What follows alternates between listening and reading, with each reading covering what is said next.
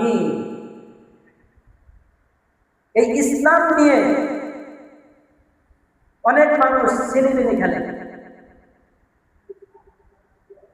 বর্তমান এই পৃথিবীতে আমার আপনার ঈমান আমল ধ্বংস করার জন্য বিভিন্ন শ্রেণীর বিভিন্ন ধরনের দল সংগঠন তৈরি হয়ে গেছে। কথা বলে ঠিক কিনা? তাদের একটাই কাজ, মুসলমানকে কিভাবে ধ্বংস করা যায়, মুসলমানের কোরআনকে কিভাবে নিঃশেষ করে দেওয়া যায়, তাদের একটাই কাজ।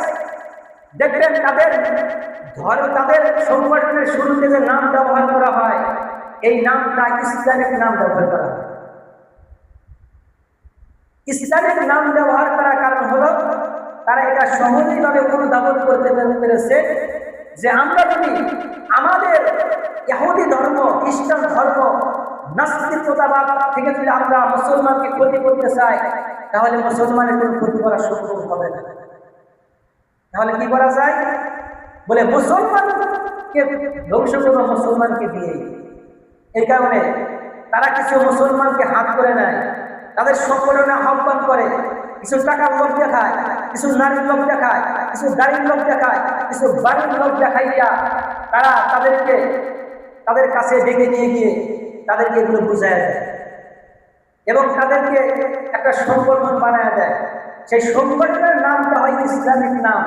ইসলামিক যখন নাম হয়ে যায়, তখন সাধারণ মানুষ তারা চিন্তা করে এটা তো ইসলামিক একটা সংগঠন, ভালো, এই সংগঠনের নাম তো ভালো, ইসলামিক সংগঠন, ভালো একটা নাম, তাহলে এরা কিভাবে খারাপ কাজ করতে পারে? সাধারণ মানুষ তো বোঝে না। তারা এই সাধারণ মানুষের দুর্বলতার সুযোগ নিয়ে তাদের ঈমান আমল সবকিছু ধ্বংস করে দেয়। কথা বলে ঠিক কিনা? এই বাংলাদেশে দেখেন কত সংগঠন ইসলামের নাম রূপ ধারণ করে তারা মানুষকে দিন ধর্ম থেকে দূরে রাখার চেষ্টা করতেছে, মানুষের ঈমান আমল সবকিছু ধ্বংস করার চেষ্টা করতেছে। তার ভিতরে একটা দলের নাম জামাত ইসলাম। জামাত ইসলাম বাতিল, এরা নিঃসন্দেহ। জামাত ইসলাম কোনো ইসলামিক দল নয়, আপনাদের কি বিশ্বাস হয়? কিন্তু তাদের নামের শুরুতে জামাত ইসলাম। কি হয়েছে? জামাতের সাথে ইসলাম লাগাইছে, ইসলামিক নাম ব্যবহার করে মানুষকে ধ্বংস করা, মানুষের ঈমান আমল ধ্বংস করা তারা চেষ্টা করতেছে। অথচ জামাত ইসলামের যে প্রতিষ্ঠাতা আবুল আলা মওদুদী, তিনি রাসূলের শানে বেয়াদবি করেছে। আল্লাহ রাব্বুল আলামিন ঘোষণা করেছেন সমস্ত নবীর আগে পিছনে সব গুনাহ মাফ করে দিয়েছি, তারা হলে নিষ্পাপ। কিন্তু জামাত ইসলামের যে প্রতিষ্ঠাতা আবুল আলা মওদুদী নামে এক কুখ্যাত শয়তান, আল্লাহ রাসূল সাল্লাল্লাহু আলাইহি ওয়াসাল্লামের নবুয়তের ব্যাপারে তিনি কটূক্তি করেছেন। কি কটূক্তি করেছেন? আমি তো শুনতে বললাম, সমস্ত নবীরা আল্লাহর দেওয়া বিধান, আল্লাহর নাযিলকৃত সমস্ত কথা উম্মতের মাঝে, মানুষের মাঝে পরিপূর্ণভাবে পৌঁছায় দিয়েছে, একটু গোপন করে না। কথা বলেন ঠিক কিনা?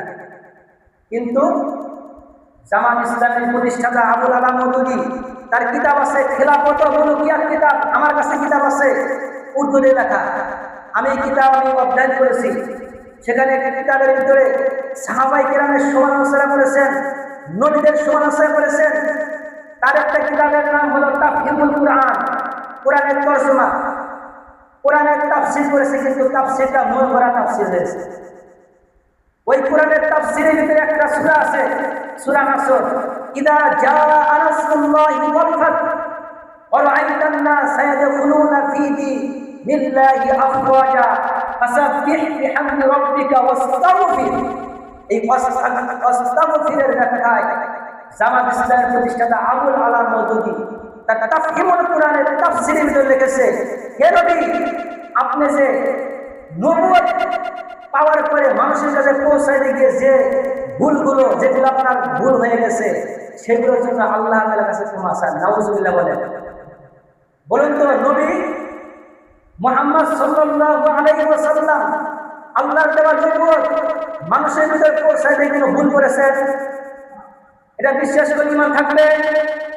ঈমান থাকবে না, সঙ্গে সঙ্গে সে মুরতাদ হয়ে যাবে। এটাকে একটা উদাহরণ দিলাম। তার কিতাবের ভিতরে অপরিত ভুল, নবী বিদ্বেষী কথা, সাহাবী বিদ্বেষী কথা। তারা সাহাবীদেরকে সত্যের মাপকাঠি মানে না।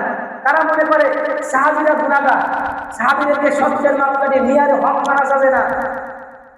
কিন্তু তাদের তাদের সংগঠনের শুরুতে ইসলামিক নাম ব্যবহার করেছে, জামাতে ইসলামী।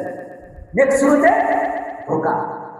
বাংলা একটা মুরব্বীর কথা বলে, উপরে ফিটফাট ভিতরে সতর্ক।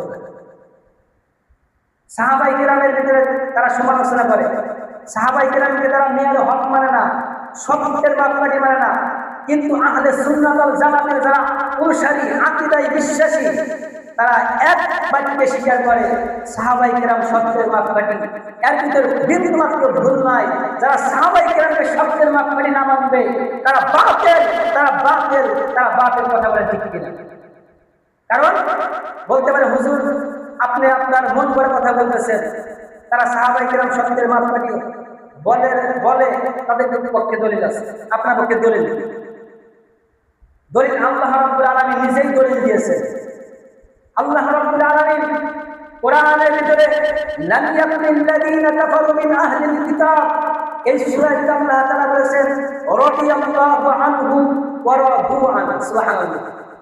আল্লাহ বলেছেন তারা যেরকম আমার উপর রাজি ছিল, খুশি ছিল, আমি আল্লাহ তাদের উপর রাজি ও খুশি হয়ে গেছি। সুবহানাল্লাহ। আবার আল্লাহ তাআলা শুরুতে কোরআনে পাকের শুরুতে লিখে দিয়েছেন আমিনু, হে দুনিয়ার লোক সকল তোমরা ঈমান আনো, কামা আমিনুন নাস, যেরকম সাহাবায়ে কিরাম ঈমান এনেছে। আল্লাহ তাআলা নিজে বলেছেন সাহাবায়ে কিরাম যেভাবে ঈমান এনেছে তোমরা ওইভাবে ঈমান আনো। সাহাবায়ে কিরামের মতো যদি তোমাদের ঈমান আসে, সাহাবায়ে কিরামের ঈমানের সাথে তোমাদের ঈমান হয়ে যায়, মিলে যায়, তোমরা নিঃসন্দেহে জান্নাতি। সুবহানাল্লাহ। তাহলে সাহাবায়ে কিরাম সত্যের মাপকাঠি, এটা আমরা বিশ্বাস করি তো? বিশ্বাস করি। বিশ্বাস না করলে তো আমরা কি হয়ে যাবো? পথভ্রষ্ট হয়ে যাবো। এটা একটা সংগঠনের নাম বললাম।